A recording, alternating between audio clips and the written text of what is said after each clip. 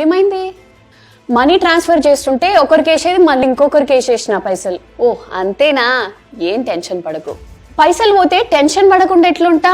Paytm, Google Pay, PhonePe లేదా ఇతర UPI పేమెంట్ల ద్వారా ఎవరికైనా పొరపాటున డబ్బులు పంపించి నష్టపోయిన వారి కోసం ఆర్బీఐ ఒక సొల్యూషన్ తీసుకొచ్చింది. అవునా? ఏందది?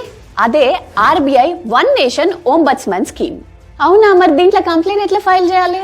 కంప్లైంట్ ఫైల్ చేయడానికి 4 ways ఉన్నాయి.